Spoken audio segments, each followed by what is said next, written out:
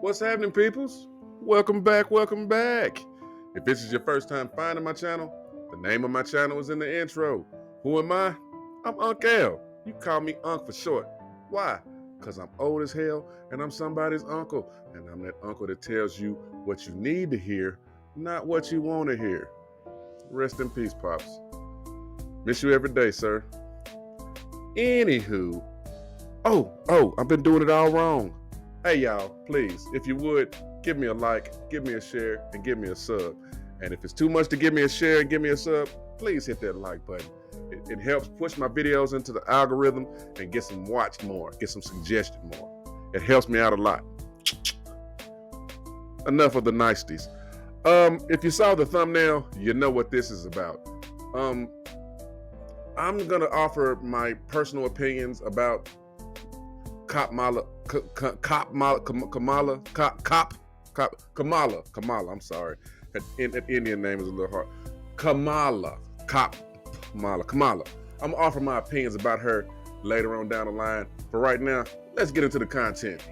I want to bring the conversation back to the broken criminal justice system that is disproportionately negatively impacting Black and brown people all across this country today. Now, Senator Harris says she's proud of her record as a prosecutor and that she'll be a prosecutor president, but I'm deeply concerned about this record. She blocked evidence that would have freed an innocent man from death row until the courts forced her to do so. This is Jamal Truelove. Kamala Harris's prosecutor sent this innocent man to prison for murder. Now he's talking. The story came out in 2019 on Vice. Dirty cops, a bogus eyewitness, and years in violent prisons, and a liberal politician whose star keeps rising. Jamal Truelove almost saw it coming. He figured he might be arrested or at least spend some quality time with police after his friend Siu Kuka was shot and killed one warm night in July 2007. Truelove was transferred to jail in San Francisco, charged with first-degree murder, and brought to trial in early 2010, despite no physical evidence linking him to the crime. And the fact that eyewitness testimony is notoriously unreliable, he was convicted and sentenced to 50 years to life for her testimony. For her testimony, the alleged eyewitness also received more than $60,000 in housing and relocation benefits from the office of a rising political star, San Francisco District Attorney Kamala Harris. According to Truelove, Harris was present at the hearings, announcing both the verdict and the sentencing in his case.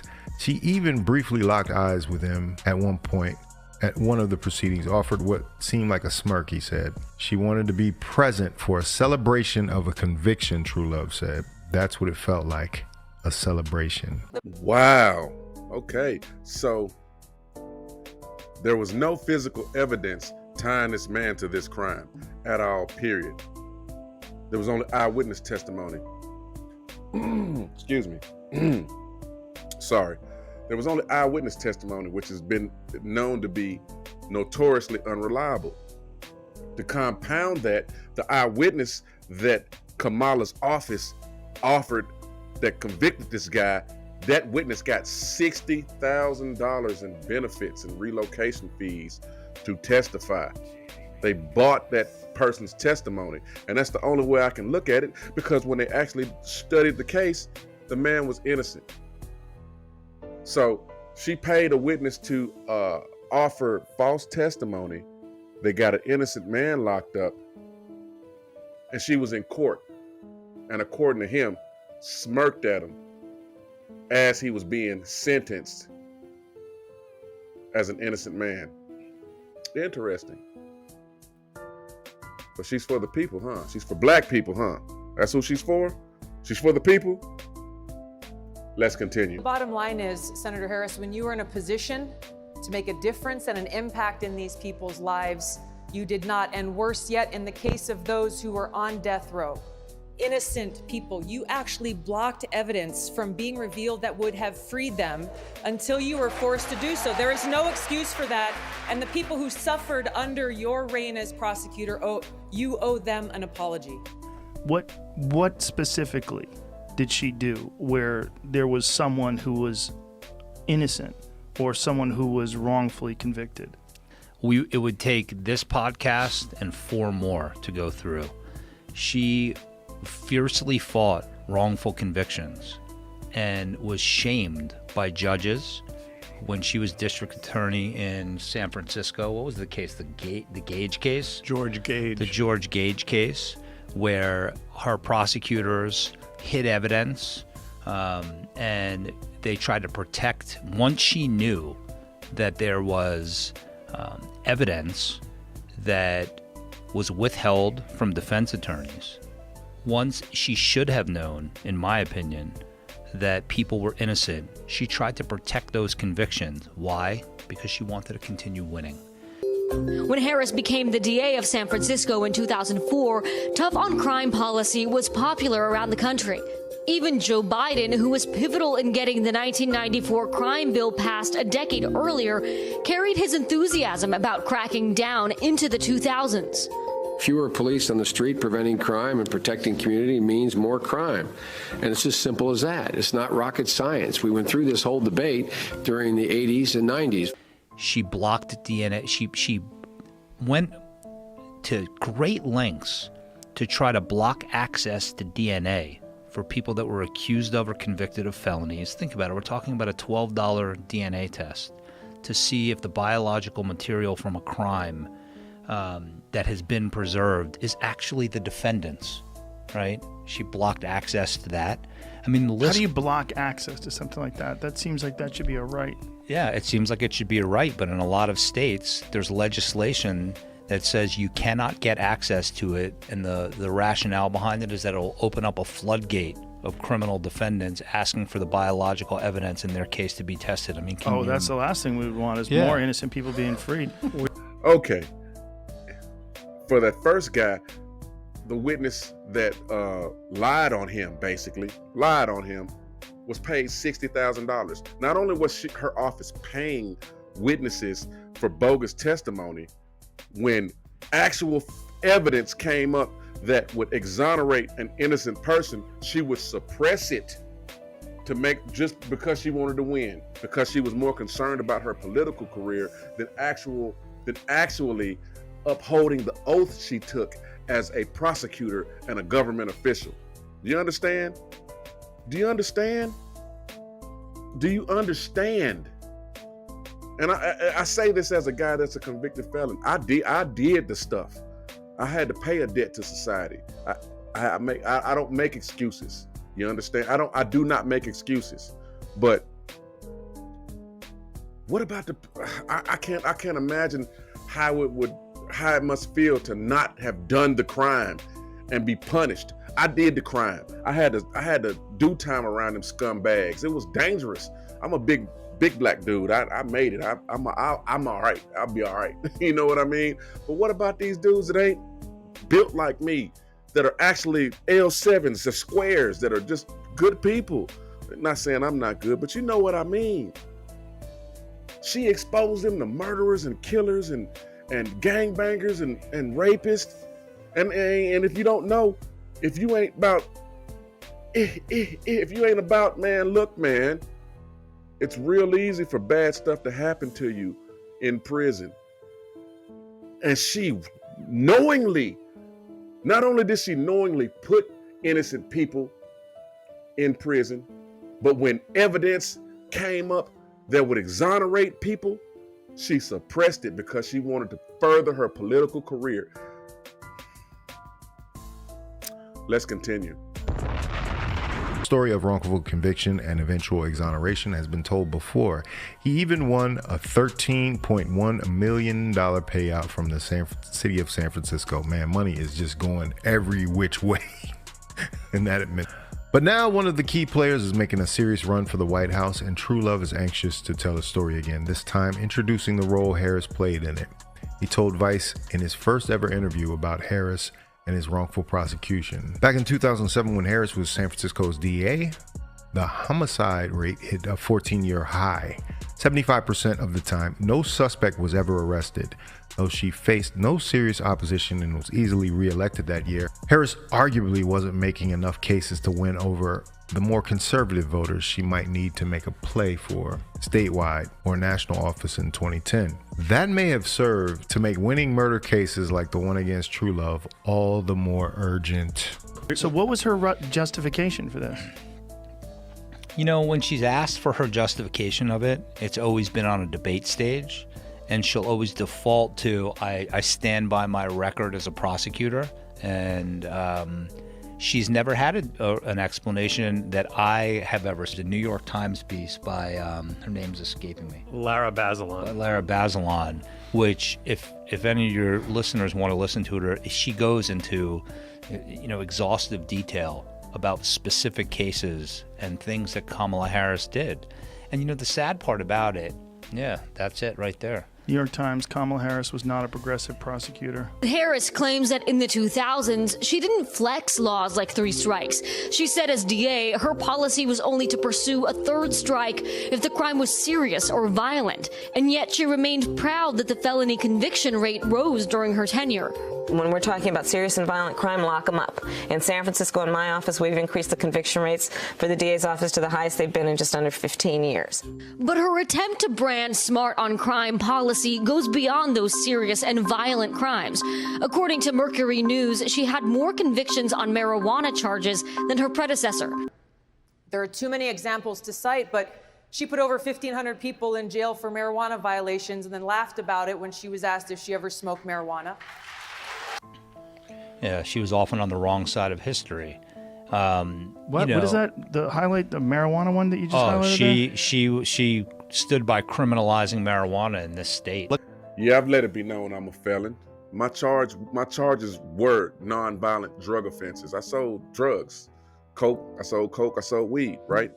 Pills too, but I got caught for this, so it ain't no thing that I'm worried about speaking on because I paid my debt to society. One of the hardest things about when I was in prison from 2006 to 2010, that's when marijuana started going recreational, started being legal. And the first 2 states that legalized it recreationally and medicinally, I think was Colorado or was it Washington? I know one of the first states was California for sure. So this California prosecutor was incarcerating people for marijuana offenses after it was legal in their state. Man, it's you think this lady does not respect the law. She does not uphold her oath. And you think that giving her the highest office in the land is a good idea, people? You really think that's a good idea? Let's continue. Look at this. This is crazy. She could have demanded DNA testing in Cooper's case. Now, Kevin Cooper is on death row, all right? You think about this. If they had denied DNA testing in Clementi's case, he would have been either dead or still on death row. What are we talking about here? We're talking about a test. She has constantly, in case after case, issue after issue, and look, the people that she hurts the most are people of color in this country, because they make up, the disproportionate big, number of disproportionate, people in jail. and so it's kind the of truant children thing made me fucking sick. Her anti-truancy policy was the one that really turned some heads, threatening to charge parents if their children miss school. I decided I was going to start prosecuting parents for truancy. Well, this was a little controversial in San Francisco. And frankly, my staff went bananas. They were very concerned. As a prosecutor and law enforcement, I have a huge stick. The school district has got a carrot. Let's work in tandem around our collective objective and goal, which is to get those kids in school. She went after the parents of truant children and threatened them with jail time. Imagine you're a single mom. You're just doing your best to put food on the table. You have to work 2 jobs, and your kids are understandably fucking up and not going to school because there's no father around. And if you look up the stats, you can check this right now. You can fact check this. If you look up the stats of who was locked up, it was Black people, Pacific Islanders, and Latinos. Very few Caucasian individuals were locked up. Now that's probably because I'm not gonna make any suppositions about why it was happening that way. I just find it particularly interesting that this lady that claims to be a person of color, a black woman in particular, locked up black women, locked up Pacific Islanders and Asian people, another group she claims, and Latinos for truancy. And it was like, I can't remember the exact number. I think it was it was punishable by what was it, a $1,000 to $2,000 fine and up to a year in jail. That's who she was locking up. For truancy, for their children's truancy. Not offering some type of program to try to streamline and make these kids go to school. No, let's lock the parents up, because that's what's gonna help the kids. Taking their parents from them and locking them down. And this is who y'all want us to vote for. You want people of color, and black people in particular, to accept this chick that ain't never claimed us until election time rolls around? Let's continue. She was elected California's Attorney General in 2011, and she expanded that program. Years later, she said this about the unintended consequences. My regret is that I have now heard stories that where in some jurisdictions, DAs have criminalized the parents. Right. She declined to back a bill that would have required her office to investigate police shootings. By the time Harris became a senator in 2017, she became more vocal about progressive policies. She sponsored a bill that would decriminalize marijuana federally. But 9 years prior, she wrote an opposition argument against legalizing marijuana at the state level as San Francisco's district attorney, saying the measure, quote, seriously compromises the safety of our communities, roadways, and workplaces. She put over 1,500 people in jail for marijuana violations and then laughed about it when she was asked if she ever smoked marijuana.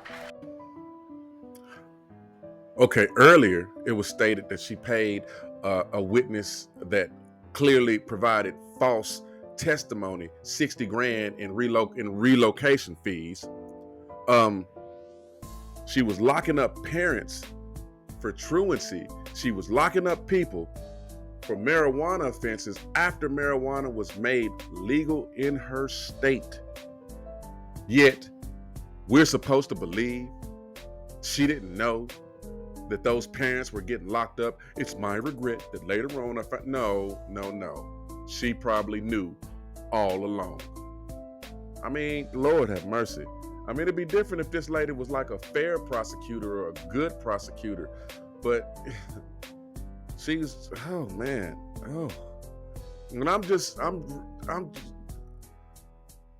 I really just want the material to speak for itself. I assembled this clip the way it is, but Lord have mercy, if you go out there and find this stuff and look at this stuff, you would be shocked at how this lady just disrespects the oath she took to uphold the laws in this country. Yet we're supposed to trust her with the highest office where she got her hand on the nuke button. We're supposed to trust her to negotiate for us with hostile foreign powers. And we can't, and she's the type that'll lock up innocent people, that'll lock up parents whose kids skip school, that'll lock up people for partaking in a substance that's legal in her state. We're supposed to trust her. Let's continue. You really got to examine who this woman is and what policies she stood for over the years. She kept people in prison beyond their sentences to use them as cheap labor for the state of California. A politician makes their career off of their record. And if you're not doing that research and you're just going off emotion and you're going off the fact that it's the first black woman, you're wrong. You need to listen to men on this. Men that are telling you to pump your brakes. The same way they told you to pump your brakes on Joe Biden, but you didn't listen. I'm not telling you what to do or how to vote. That is your decision. That is purely a personal decision. But please do your research. Be informed on who these people are before you start making snap judgments on how you feel. Yeah, shout out to the homie Fawcett Media. I think that's how you pronounce it, Fawcett Media. He makes great content. I'm going to link his this video in my comment, in the description. Go give him a like, give him a sub, give him a share. Yeah, what he said right there at the end was 100% accurate. A politician builds their reputation off the things that they've done. I'm paraphrasing, but a politician's, you can tell what a politician will do in higher office by what they have done in lower offices. This chick, as a prosecutor, this chick would put witnesses on the stand that lied. When certain substances were made legal in her state, she would lock people up for using substances that were legal, and she would lock up parents when their kids would skip school and charge them a $1,000 to $2,000 fine and/or lock them up for a year in jail. And this is who you want to be president? Now, like my boy Fawcett Media said, Fawcett Media, I'm not trying to tell you who to vote for. I'm just trying to inform you of who this lady is. I mean, I called her, I jokingly called her Kamala, but her name really needs to be Chameleon Harris, because she is not a progressive prosecutor. She is not a black lady. She doesn't even sound like a good person.